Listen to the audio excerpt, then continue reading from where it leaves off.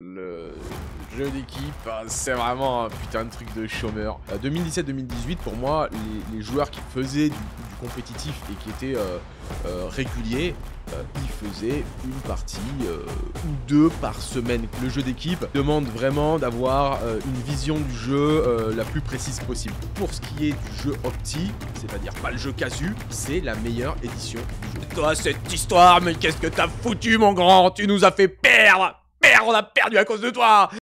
Et salut à toi, Seigneur de Guerre, bienvenue sur Creative Wargames, c'est Tourop. Et aujourd'hui, je vais vous parler de mon expérience sur le jeu d'équipe à Warhammer 40 000. Je vais évidemment recontextualiser le jeu d'équipe pour ceux qui ne connaissent pas les tenants et les aboutissants de ce système de jeu qui est en fait une appropriation de Warhammer 40 000 par une partie de ses fans, par une partie de sa communauté. Une partie de cette communauté qui est attiré par le jeu optimisé, évidemment, puisqu'on a parlé de compétition, et qui a établi un système pour proposer une version par équipe de Warhammer 40 000. Alors par équipe, on parle bien d'un vrai groupe, hein, on ne parle pas de plusieurs joueurs sur une même table, on ne parle pas de 2v2 ou de 3v3, on parle vraiment de 8 joueurs contre 8 joueurs sur 8 tables différentes. Donc je vais vous parler de ça, dans cette vidéo, et puis je vais aborder cette thématique. Vous avez vu le titre de cette vidéo, hein. Le jeu d'équipe, c'est vraiment un putain de truc de chômeur. Ça m'a fait beaucoup rire ce week-end, on en parlait avec des potes, et je vais vous partager aussi pourquoi de mon point de vue, en fait les avantages et les inconvénients du jeu d'équipe, et je trouve que le plus gros problème du jeu d'équipe, c'est que ça demande d'investir énormément de temps sur la méta, sur le jeu, sur les matchs, etc. Et je vais vous en parler dans cette vidéo. Avant ça, je vous rappelle qu'on est sur YouTube. Vous pouvez poser votre petit like sous la vidéo si ça vous plaît. Et puis tout simplement laissez en commentaire votre avis sur le jeu d'équipe. Dites-moi ce que vous en pensez si vous le pratiquez. Si vous ne le pratiquez pas, si vous avez une vision de ça, quelle est votre vision de ça finalement de l'extérieur. Et puis dites-moi aussi si ça vous intéresse, etc. Petit aparté aussi sur le contenu Prime de la chaîne, très rapidement. J'ai changé la politique de contenu Prime de la chaîne. Maintenant, pour profiter des vidéos exclusives qu'on va faire, les tips sont passés de 5 à 3 € par mois. Donc ça va permettre d'être plus accessible pour nos viewers, notamment parce que je compte faire de plus en plus de contenu Prime. Je vous cache pas que je vais être probablement de moins en moins présent sur YouTube et je vais réserver de plus en plus mon contenu aux gens qui me soutiennent. Parce que j'ai un projet derrière et j'ai vraiment envie de développer ce média, et je sens que là je suis vraiment à une phase où on stagne énormément, et quand on stagne, je le répète très très souvent, mais quand on stagne généralement c'est pas bon du tout. Donc du coup le type qu'il faut larguer mensuellement, il est passé de 5 à 3 €. Et pour ce qui est des affiliations, il y a eu un petit changement aussi. Maintenant vous avez accès au contenu Prime en prenant vos affiliations chez MyHobbyPlace pour des achats d'au moins 60 €, ce qui permet d'équilibrer, parce que pour 60 € d'achat chez MyHobbyPlace, finalement MyHobbyPlace nous reverse un petit peu moins de 3 € donc on s'y retrouve. Voilà, parce que des fois il y en a qui font des achats qui en fait ils achètent un pinceau sur MyHobbyPlace et ils nous envoient le numéro de commande, et donc du coup nous on s'est engagé à envoyer la playlist Prime. Donc il y en a qui payent la playlist Prime 5 €, et il y en a ça va nous rapporter 10 centimes la playlist Prime. Donc pour équilibrer ça, voilà, l'accès au contenu Prime sur les affiliés MyHobbyPlace sont pour les achats d'au moins 60 €. Je vous rappelle que vous avez juste à aller sur notre Discord, les liens sont en description, à poster votre numéro de commande dans le salon affilié, et vous recevrez vos vidéos en privé. Voilà, donc que ce soit le type de 3 € ou l'affiliation ou l'achat chez MyHobbyPlace, ça vous donne accès à tout ce qu'on va faire pour le mois coulant. Voilà, et ça va être renouvelé tous les mois. Allez, transition terminée, on va parler globalement du jeu d'équipe. Alors j'ai fait un débrief plus détaillé et surtout très technique sur le dernier tournoi auquel j'ai participé, qui est un tournoi d'équipe, c'était la Ligue de Sud-Ouest à Toulouse, dans le coin de Toulouse. Et je vous ai fait un détail globalement de ma vision, de la méta, un petit peu et puis surtout je vous ai débriefé toutes mes games. Donc ça c'est le point de vue technique de jeu, c'est accessible à la playlist Prime.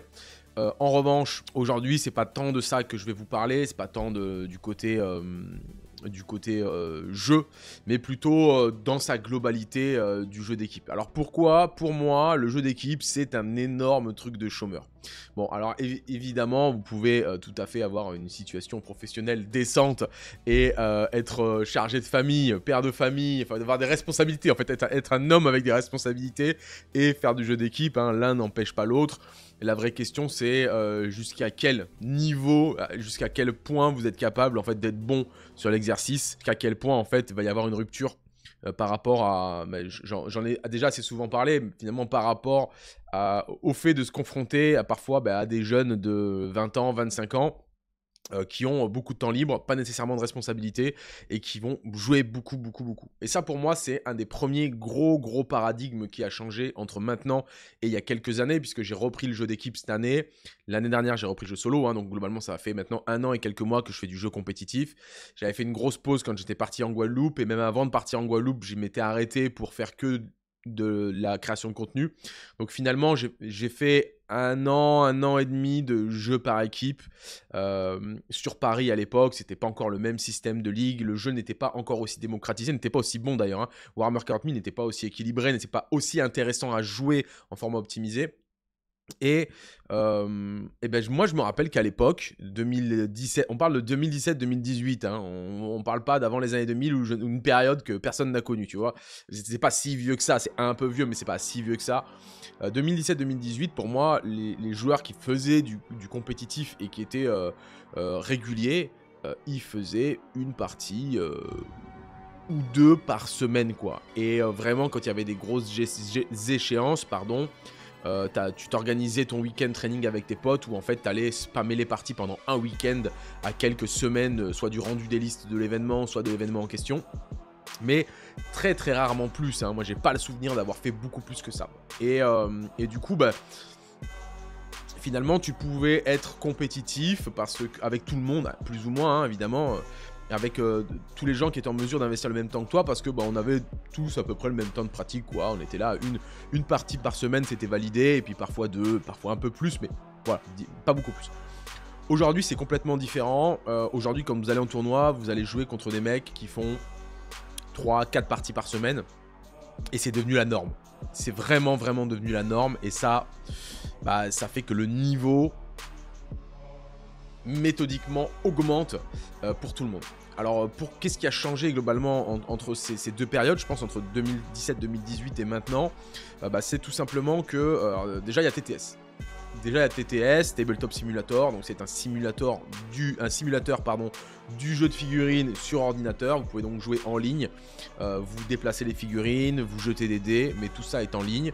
Alors, cette vidéo là est pas pour faire débat sur l'intérêt ou non de Tabletop Simulator. Moi j'y étais, je vais pas vous mentir, j'y étais plutôt réticent il y a encore quelques années, mois de ça.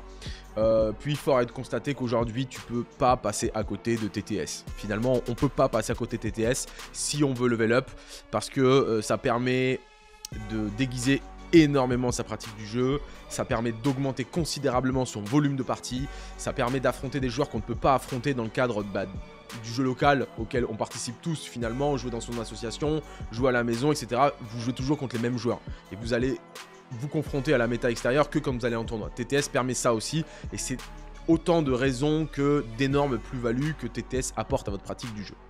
Donc, le premier gros point de bascule pour moi, ce qui a changé, c'est TTS.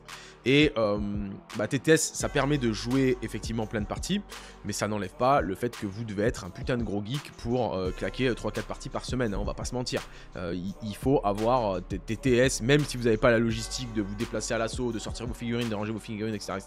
TTS, finalement, c'est une soirée, hein. C'est une partie, une soirée. Donc, si vous êtes capable de faire 3-4 parties dans la semaine, c'est que vous n'avez pas grand chose à foutre de vos soirées, tenons-le pour dit. Je dis ça avec un peu de sel parce que ça me fait rire, parce que j'aimerais vraiment pouvoir faire un peu plus, j'aimerais vraiment faire un peu plus de TTS, etc. Mais j'y arrive pas en fait, j'y arrive pas entre mes 2 tafs, hein, celui de la chaîne et mon autre travail, entre ma femme, les enfants, etc. Je peux pas libérer plus de temps que ça. C'est pour ça que ça me fait rire de dire putain, mais c'est vraiment un truc de putain de chômeur. Et pourquoi le jeu d'équipe tout particulièrement? Parce qu'en fait, Le jeu d'équipe, il demande vraiment d'avoir une vision du jeu la plus précise possible. Je vais y revenir un petit peu plus tard dans la vidéo. Là, j'étais en train de vous dire pourquoi, en fait, il y a quelques années de ça, il n'y avait pas besoin de faire tant de parties que ça pour être à niveau. Et là, finalement, quand vous êtes contre des mecs qui font minimum, je dis bien minimum 2 parties par semaine, c'est le minimum syndical, et que rapidement vous vous retrouvez contre des gars qui font 3-4 parties TTS par semaine.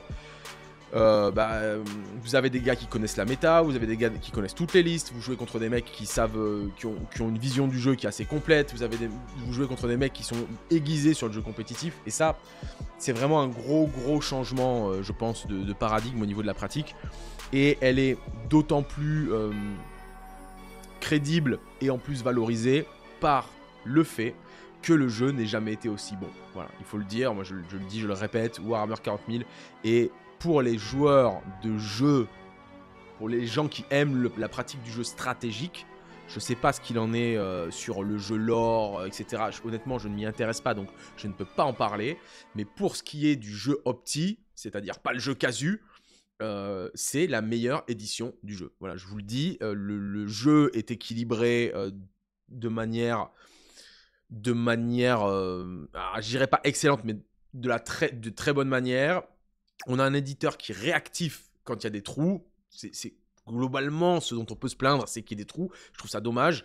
Le détachement Mordaka, voilà, c'était dommage, honnêtement. Ça nous a fait perdre un mois de jeu à tous, parce que vous aviez une faction qui roulait sur tout le monde et c'était nul. Donc voilà, on perd un peu de temps de jeu pour se rendre compte qu'on peut rien faire, on se fait rouler dessus. Ou alors il faut s'attarder à essayer de construire des bulles, de construire des contres de liste. Mais bon, ça fait chier, on va pas se mentir. En dehors de ça, on a un éditeur qui répond rapidement. Et du coup, je me projette à il y a quelques années de ça.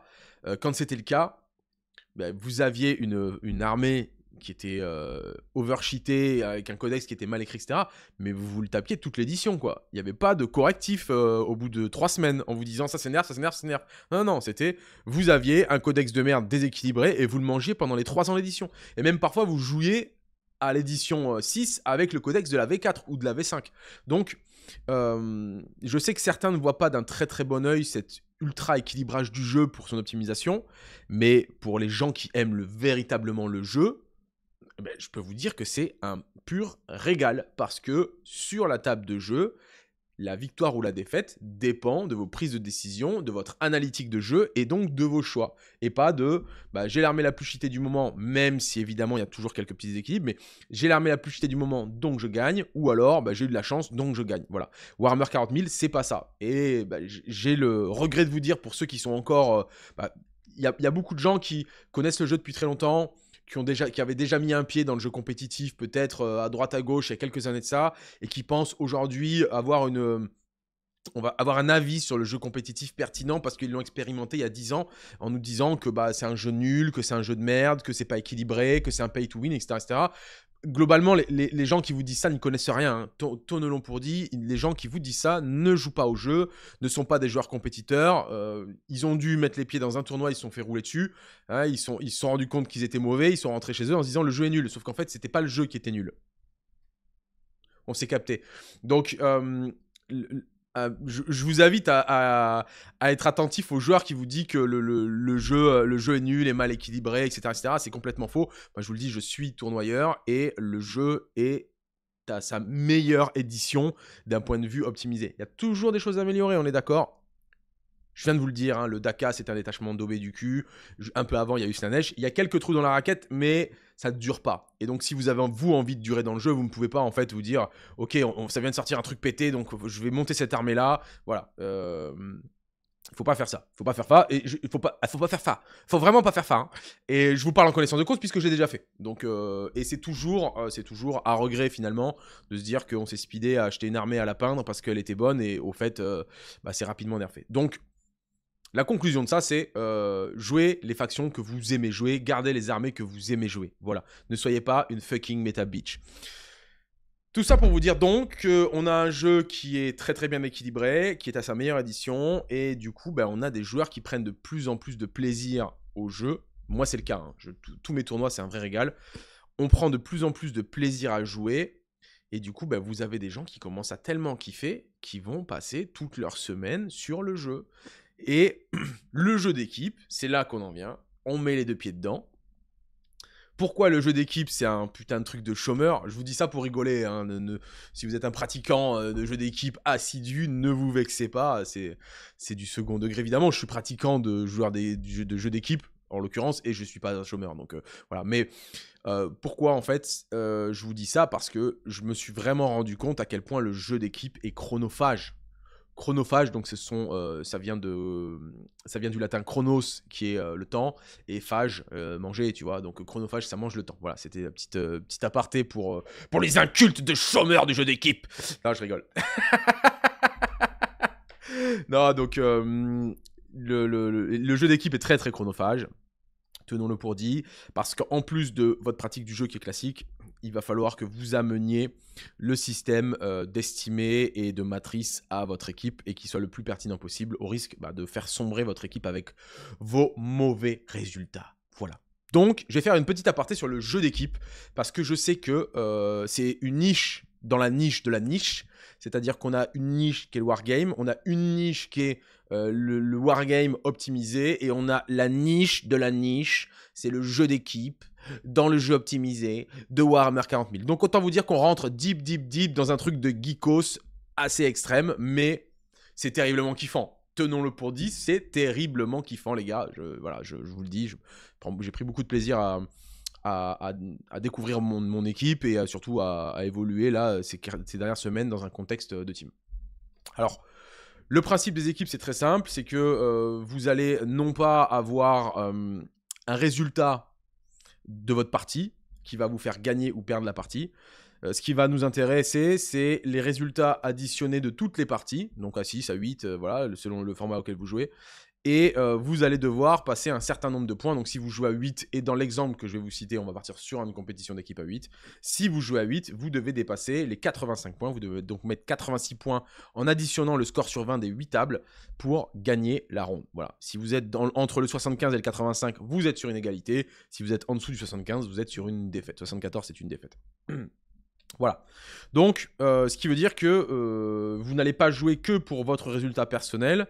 Même si vous gagnez, vous êtes content, c'est très bien. Vous allez gagner pour votre équipe, le résultat de votre équipe. Et on a pour établir qui joue contre qui dans ce qu'on appelle une ronde. Hein, donc, l'affrontement des 8 joueurs, c'est une ronde. Pour savoir qui joue contre qui dans cette ronde, on va avoir un système d'appareillement qui est relativement simple. L'appareillement, il se joue comme suit.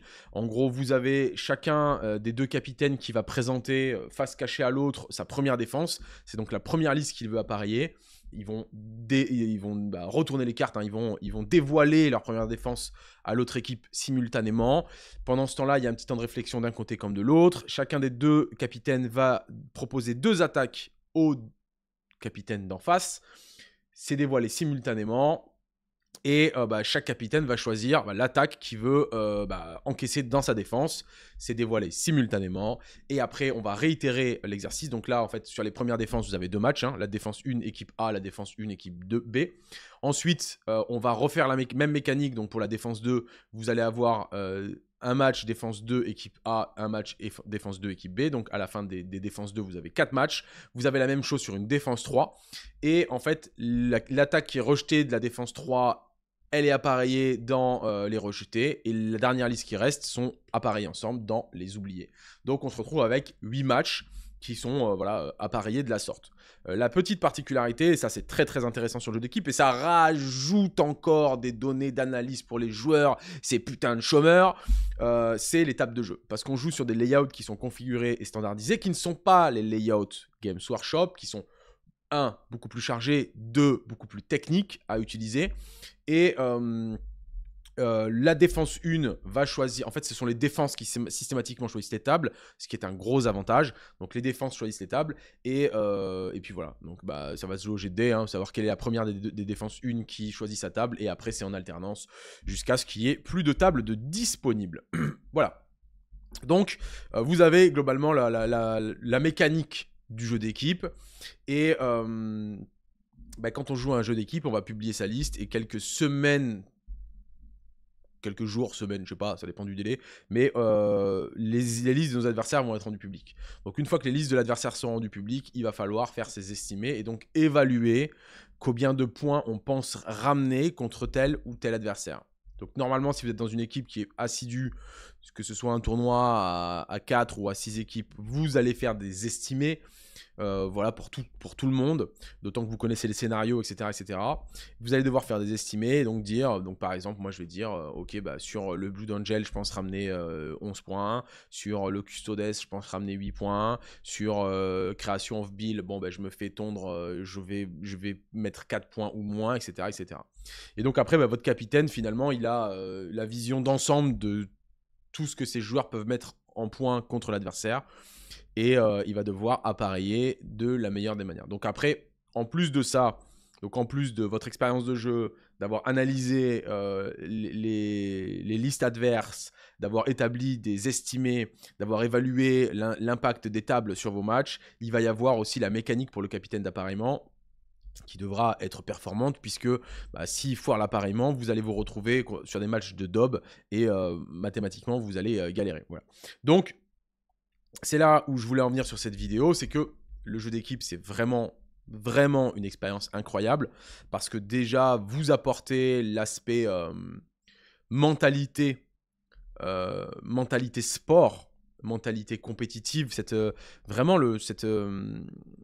émulation de groupe, vous ne la retrouverez pas ailleurs. Dans le wargame, vous ne la retrouverez pas ailleurs, cette émulation de groupe, même si vous allez sur un tournoi solo avec des potes, etc. C'est cet esprit d'équipe, en fait, le fait de se déplacer avec un groupe de joueurs, vous vous retrouvez tous ensemble dans un Airbnb le soir, voilà, le lendemain, vous êtes tous appareillés, vous mangez tous ensemble, il y a une réflexion sur les jeux, tout le monde veut savoir qui a fait quoi comme résultat, tout le monde veut taper sur celui qui nous a fait perdre la ronde. C'est quoi cette histoire? Mais qu'est-ce que t'as foutu, mon grand? Tu nous as fait perdre! Merde, on a perdu à cause de toi! Non, on ne fait pas ça, les gars. On ne fait pas ça, on ne jette pas l'opprobre sur celui qui vous fait perdre la ronde. On le conseille, on l'accompagne pour qu'il grandisse avec nous. Voilà, effectivement. Donc, tout ça pour vous dire que c'est une expérience qui est vraiment très agréable. Je vous invite à monter des équipes, les gars, monter des équipes, allez, rendez-vous dans les Ligues 3 de vos départements, de vos régions, parce que honnêtement, vous n'avez pas besoin d'avoir un gros niveau pour mettre les pieds dedans, et puis vous verrez comment évolue votre groupe, etc. mais tentez l'expérience, parce que c'est très appréciable. Voilà. Par contre, voilà, il faut que ce soit dit, il faut que ce soit assumé. Si vous voulez être performant et pertinent sur ce format-là, ça va vous demander beaucoup d'investissement. Et c'est là le gros point négatif pour moi du jeu d'équipe. Et je pense que ça met vraiment un palier d'exploitation au truc. C'est que on rajoute des couches et des couches de données analytiques à prendre en compte pour faire des matchs. De par la standardisation des tables, de par la standardisation de la méta sur un jeu équilibré, ce qui fait que si vous n'arrivez pas à préparer, vous allez vous faire déboîter, et c'est inévitable. Et même une bonne équipe sur une saison peut chier dans la colle la saison d'après parce qu'elle n'est pas aussi bien préparée, parce que ses joueurs n'ont pas autant joué que l'année précédente, etc., etc. Donc ça peut être aussi un petit peu ingrat, hein, le jeu d'équipe, on va pas se mentir. C'est ce qui fait aussi d'ailleurs que les équipes ont... C'est vraiment un enjeu pour les équipes, là je parle au global, pour les équipes de Wargame francophones, mais je pense que c'est un peu le même problème en dehors de l'hexagone, c'est que il vous faut un renouvellement de joueurs. Il vous faut vraiment dans les équipes un cycle de renouvellement de joueurs, parce que vous allez automatiquement avoir des joueurs qui vont sortir de l'environnement de jeu, du jeu d'équipe, qui vont dire non, cette saison j'ai pas envie de m'investir sur le jeu d'équipe, non, cette saison voilà, j'ai pas envie de me donner, etc. Moi par exemple c'était le cas l'année dernière, j'ai pas eu envie spécialement de jouer sur le jeu d'équipe, j'ai pas eu envie de m'investir avec une équipe que je connaissais pas, etc., etc. Et donc pour un capitaine ou pour un groupe qui a besoin d'aligner 8 joueurs et un coach, et il vous faut un renouvellement des joueurs. Il vous faut un renouvellement des joueurs parce que c'est inévitable, vous allez perdre de l'effectif à un moment ou un autre. C'est inévitable. Vous perdrez de l'effectif, vous avez des joueurs qui vont dropper, qui vont s'arrêter de jouer. Voilà. Et ça, c'est un vrai enjeu en fait pour les équipes, parce qu'il faut renouveler son cercle de joueurs, et puis surtout, il faut que le cercle de joueurs qui se renouvelle soit pertinent et soit performant. Donc, voilà. Je pense que j'ai fait le tour de tout ce que je voulais vous dire. Pour ma part, comme je vous l'ai dit, j'ai eu une expérience sur le jeu d'équipe là, il y a quelques jours. Ça avait été vraiment un gros kiff d'y retourner. Je vous cache pas que moi je suis dans le coin de Marseille et que on nous a envoyé dans la Ligue de Sud-Ouest, donc on a été pété jusqu'à Toulouse. Ça équivalait à peu près à 4h30 de route pour le vendredi et pour le dimanche. Ce qui est clairement pas un avantage quand on joue contre des équipes qui sont toutes à côté du coin. Alors je pense que les plus loin ça devait être les mecs qui venaient de Bordeaux, mais bon, Toulouse-Bordeaux c'est 2 heures. Donc bon, c'est pas fifou pour moi de me dire que je dois encore plus, enfin je dois me taper de la route, c'est des budgets supplémentaires, hein, parce que quand tu fais une ligue qui est pas loin de chez toi, c'est quand même plus confortable aussi financièrement, t'as pas besoin de te payer des Airbnb, hein, on va pas se mentir. Mais en dehors de ça, voilà, la question que je me pose, c'est est-ce que j'ai envie l'année prochaine de m'investir dans une équipe? Je me pose vraiment la question en fait, est-ce que j'ai envie de retenter l'expérience, parce que je sais que ça demande de l'investissement et que dans la mesure où moi je mets les pieds dedans, j'ai envie de performer, j'ai envie de faire quelque chose de bien, j'ai envie d'amener des résultats, surtout quand on joue pour un groupe, quand on joue pour un collectif. Le résultat qu'on fait, il est profitable au groupe. Effort individuel, résultat collectif, c'est des valeurs que j'apprécie tout particulièrement, parce que c'est des valeurs militaires dans lesquelles moi j'ai été élevé il y a maintenant plus d'une quinzaine d'années. Donc ça me parle l'effort individuel pour un résultat collectif, et c'est vraiment de ça dont il s'agit, hein, sur le jeu d'équipe. Donc voilà, après à voir. Vous le saurez bien assez tôt, hein. Je vous dirai ce qu'il en est. À voir ce qu'il en est pour la saison prochaine sur le jeu d'équipe. En tout cas, moi, c'était une belle expérience cette année. Évidemment, je tenais à souligner l'engagement des associations déjà, parce que c'est les associations qui font vivre, hein, ce format d'équipe en France. Et tout particulièrement les associations qui reçoivent, hein, les événements, qui mettent tout en place, qui s'occupent de la bouffe, qui s'occupent d'avoir les tables, etc. etc. Là, en l'occurrence, je souligne l'engagement de Wargame Occitanie, donc, qui est dans le coin de Toulouse, qui était là. J'ai joué sur des tables, il me semble que c'était des décors qui appartenaient à l'ASPA des Griffons aussi, qui est sur Bordeaux, donc je salue évidemment ces deux associations. Et puis je dois dire aussi qu'il y a un taf qui est considérable qui est fait de par la FEC, hein, qui est la fédération, entre guillemets, c'est pas une fédération, mais qui est l'association qui encadre. Voilà, le mot est exact, c'est une association qui encadre le bon déroulé des tournois. Moi, j'ai eu l'occasion du coup de les voir ce week-end-là en situation d'arbitrage. Pour ma part, vraiment pour moi, ce que j'ai expérimenté, il y a eu des trucs sur ma ronde, voilà, il y a eu des histoires de malus sur un joueur. Bon, je vais pas revenir dessus parce qu'en fait, je m'y suis pas plus intéressé que ça, en dehors du fait que ça nous a fait perdre une ronde. Mais je sais pas ce qui s'est passé. Honnêtement, je sais pas ce qui s'est passé. Donc voilà. Mais en tout cas, moi, de l'expérience que j'ai eue, j'ai pu échanger avec les arbitres sur place, qui étaient Immortus Invictus, et je suis désolé, j'ai pas le nom du troisième, qui avait une magnifique poche à dés et une barbe très très longue. J'ai trouvé, alors pour le coup, moi j'ai eu affaire à Immortus plusieurs fois d'un point de vue arbitrage. J'ai eu affaire à lui et je l'ai trouvé très aiguisé sur les connaissances de règles. Vraiment, déjà de 1 disponible. Donc les mecs, vous les appelez, ils viennent vous conseiller. Enfin, ils viennent vous sortir de la panade. Ça vous évite de courir après des conventions, etc. etc.